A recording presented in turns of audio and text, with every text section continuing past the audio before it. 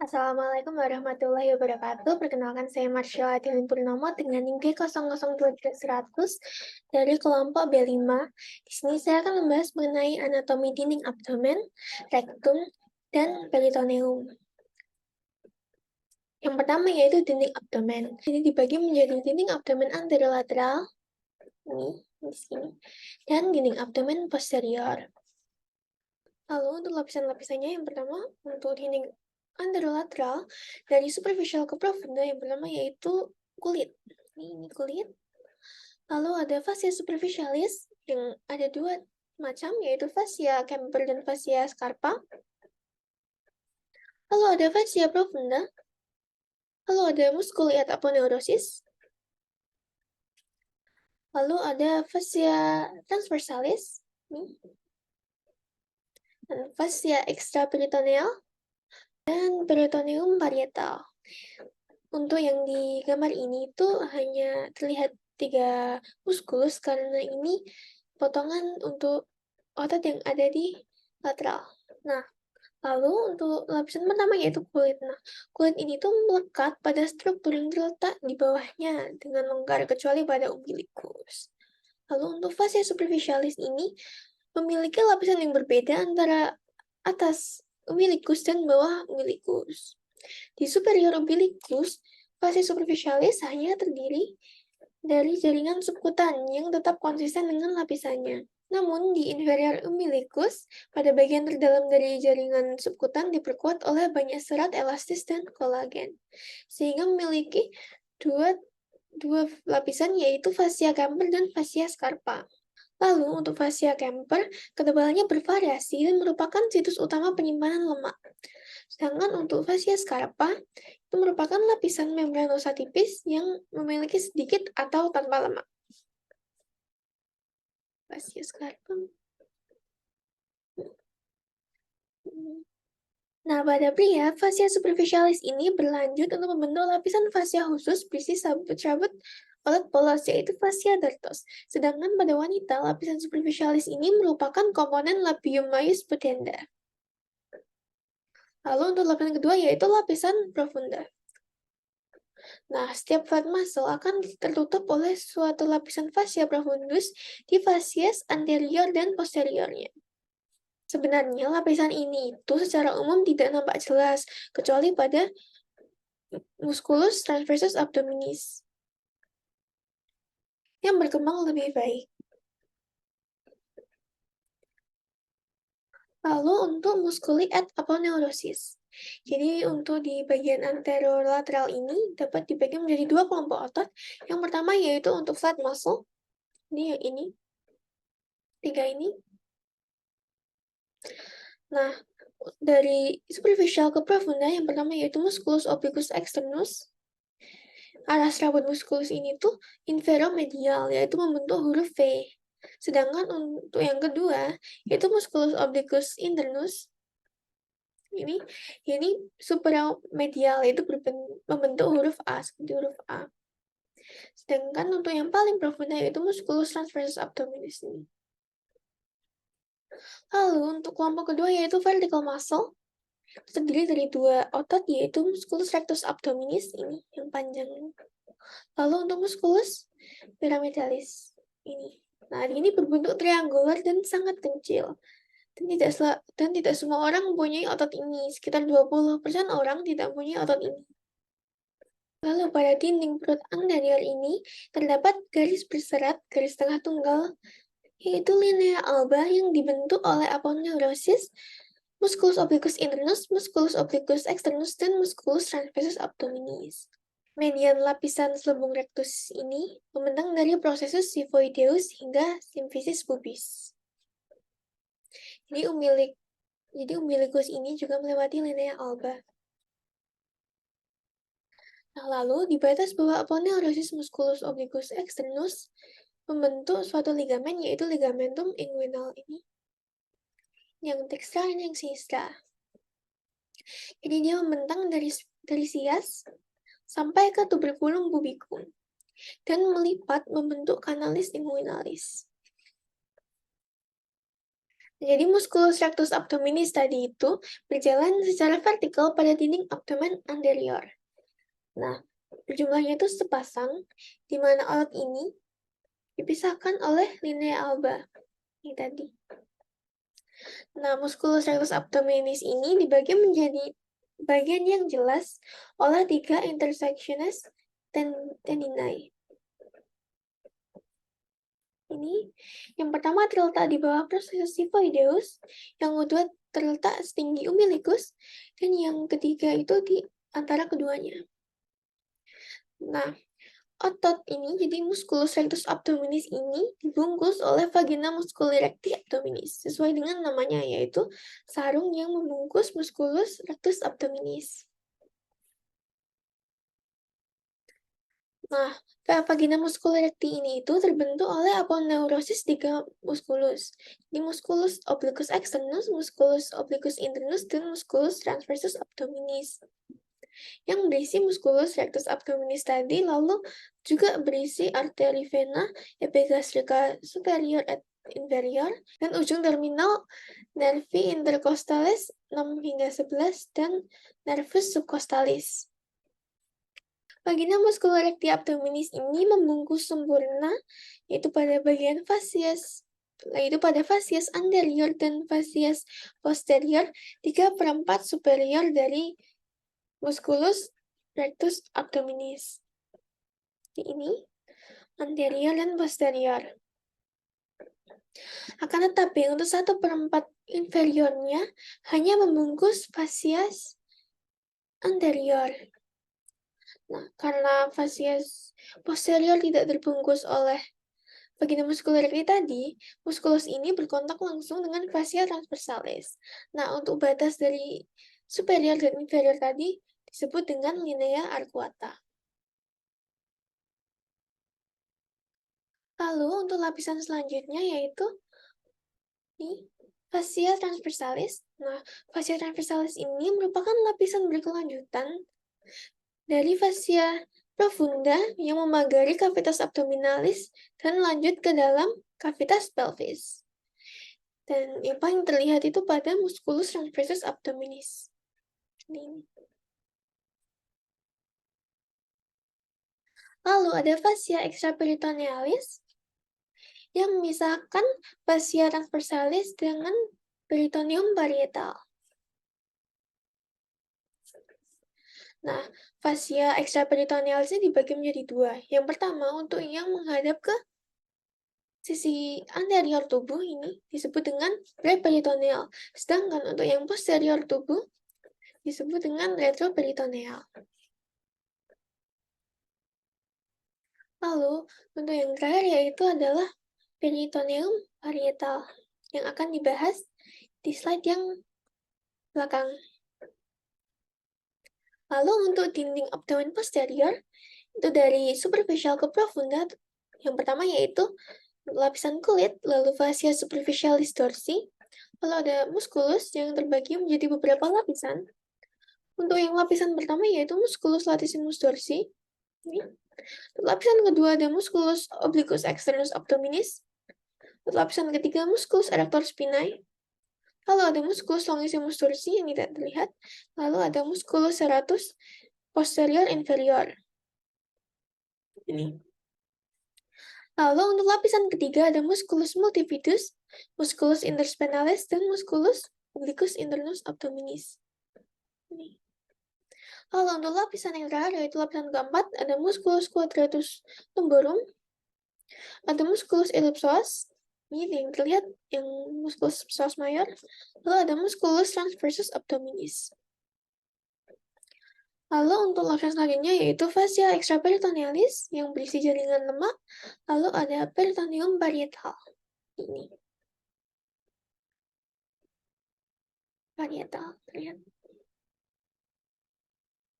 Lalu untuk musculus yang lebih kurang terlihat ada musculus quadratus lumborum, musculus psoas minor, musculus psoas mayor, dan ada musculus iliacus. Nah, ini ada musculus iliopsoas. Jadi, Saya akan membahas mengenai rektum. Rektum secara skeletopis terletak setinggi vertebra sacralis 3 di linea mediana dan sebelah anterior dari sacrum. Nah, rektum ini terbagi menjadi dua, yaitu rektum proprium dan canalis analis. Untuk sisi luarnya, terdapat dua flexura, yaitu flexura sacralis dan flexura perinealis atau flexura anorektal. Nah, flexura perinealis ini membantu menjaga kontinensi tinja melalui tonus musculus suprarectalis. Saat defekasi, flexura ini menjadi tegak dan tinja bergerak ke canalis analis. Untuk sisi dalam dari rectum proprium, terdapat lipatan-lipatan transversal yang disebut sebagai plica transversa recti. Nah, di bawah lipatan ini, rektum mengalami dilatasi membentuk ampula rekti. Nah, ampula rekti ini bisa relaksasi karena fungsinya untuk menerima dan menahan akumulasi massa tinja sampai dikeluarkan saat buang air besar.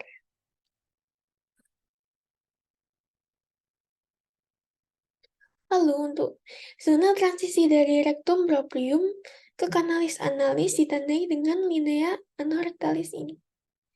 Jadi area ini tuh dicirikan perubahan dari plica transversa recti ini menjadi plica longitudinal canalis analis.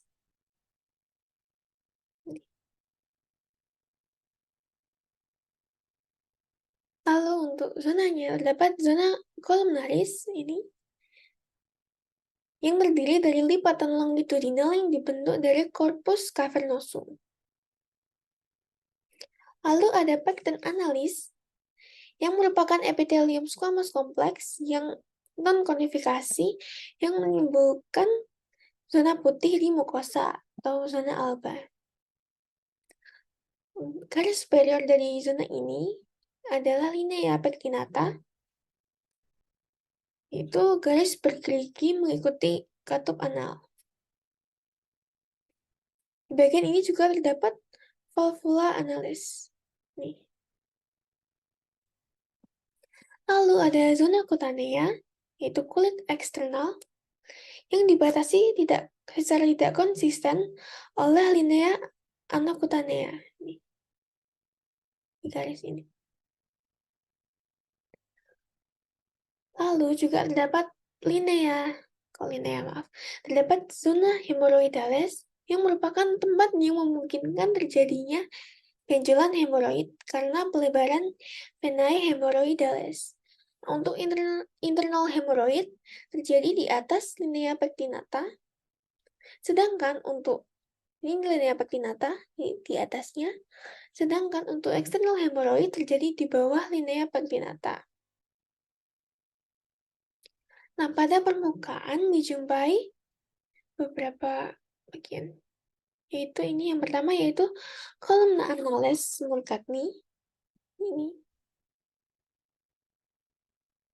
Yang merupakan 5 hingga 10 lipatan tunika mukosa longitudinal karena adanya anastomos arteri dan vena dari cabang-cabang dari pars intramuscularis arteri rectalis superior. Lalu terdapat valvula annales yang merupakan pelipatan mukosa yang menghubungkan tiap dua kolumna pada bagian kauda. Lalu terdapat sinus analis yang merupakan cekungan di antara valvula analis. Lalu di canalis analis ini juga terdapat otot-otot sphincter. Yang pertama yaitu musculus sphincter internus. Jadi merupakan otot polos. Lalu juga ada musculus corrugator ani yang juga merupakan otot polos. Yang ketiga adalah musculus sphincter externus yang dibagi menjadi 3 pars yaitu pars profunda, pars superficialis, dan yang terakhir pars subcutanea. Mereka merupakan otot skelet. Lalu yang terakhir ada musculus puborectalis. Nih. Jadi dia merupakan bagian dari musculus levator ani Dan ini merupakan otot skelet. Lalu untuk vaskularisasinya, kan rektum dan kanalis analis ini merupakan bagian dari hindgut.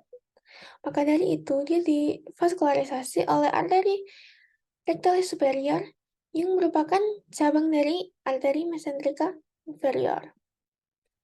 Lalu dia juga diinervasi oleh arteri rectalis media dan arteri rectalis inferior yang merupakan cabang dari arteri iliaca externa. Lalu untuk venanya, di vena rectalis superior ini dan vena rectalis media et inferior ini akan beranastomos dan bermuara menuju ke vena porta hepatis. Lalu pada kanalis analis, drainase vena yang di atas linea pectinata akan bermuara ke vena porta hepatis, sedangkan untuk yang di bawah linea pectinata akan bermuara ke vena cava inferior. Lalu untuk inervasinya, untuk yang simpatis akan dia diinervasi oleh nervus plangolumbalis, sedangkan untuk yang parasimpatis diinervasi oleh nervis plangnici atau nervi erigendes. Kalau untuk rektum bagian caudal, dia akan juga mendapat inervasi dari cabang plexus sacralis, yaitu nervus pudendus atau bisa disebut juga dengan nervus hemorrhoidalis inferior.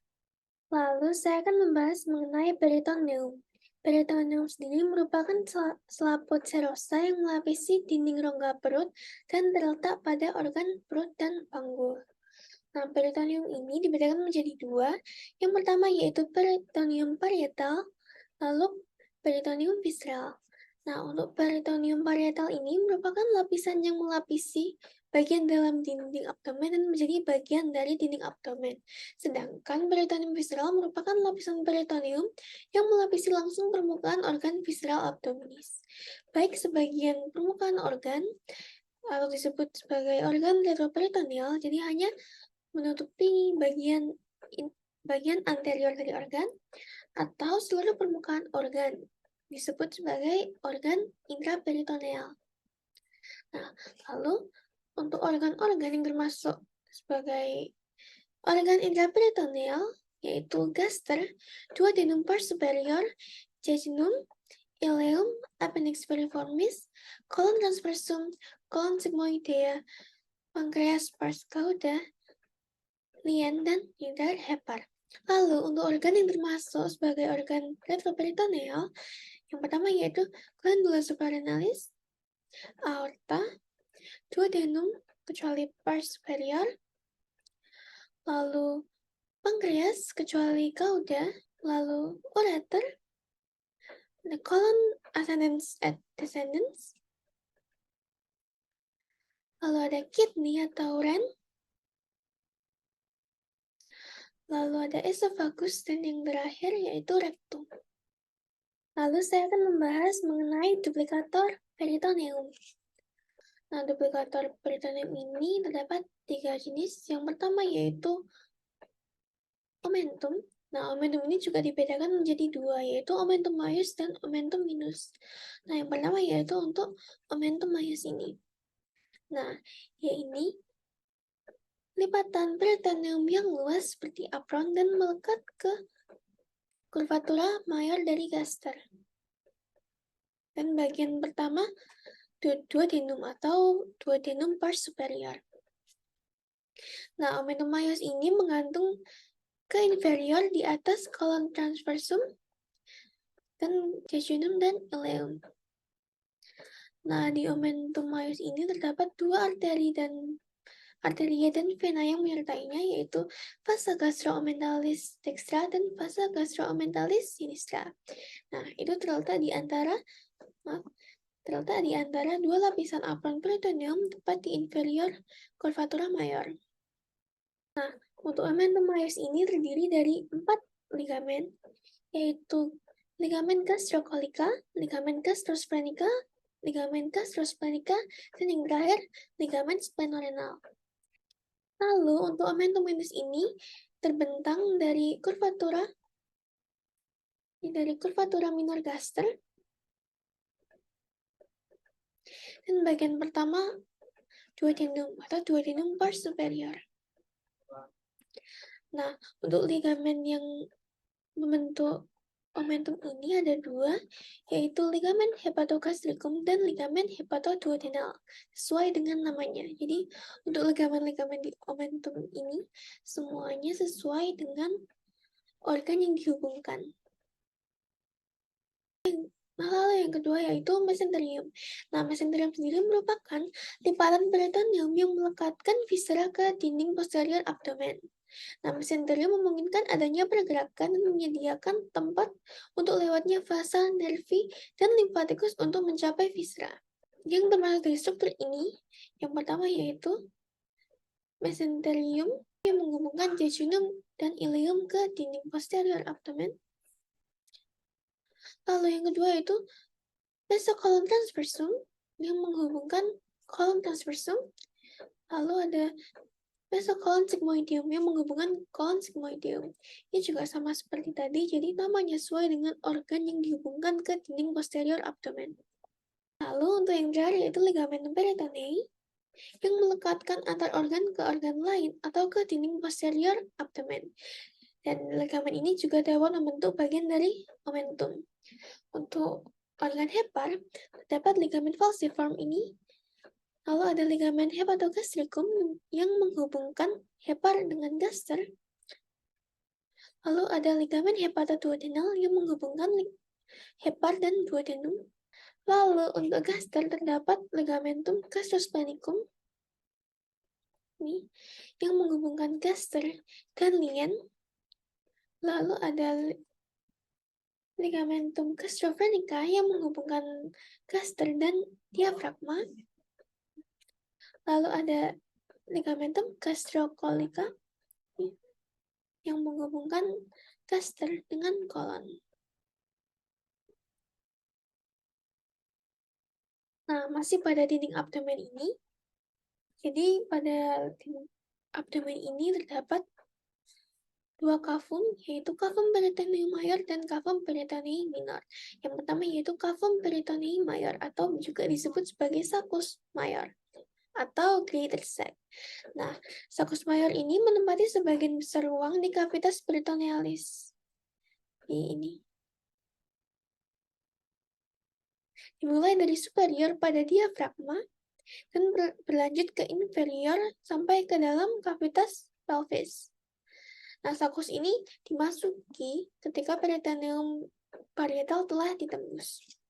Lalu juga ada kavum peritoneum minor atau lesser sac atau bursa omentalis. Nah, bursa omentalis ini merupakan subdivisi yang lebih kecil pada cavitas peritonealis yang terletak pada posterior gaster dan hepar.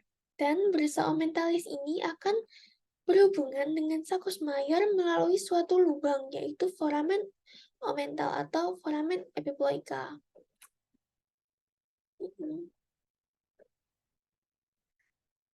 Nah, terdapat beberapa struktur yang dilapisi oleh peritoneum yang mengelilingi foramen omental ini.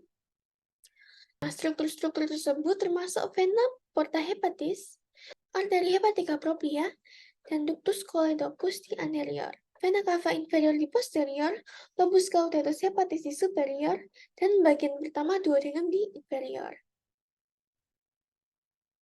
Baik, sekian dari saya. Mohon maaf apabila ada salah kata. Wassalamualaikum warahmatullahi wabarakatuh. Terima kasih.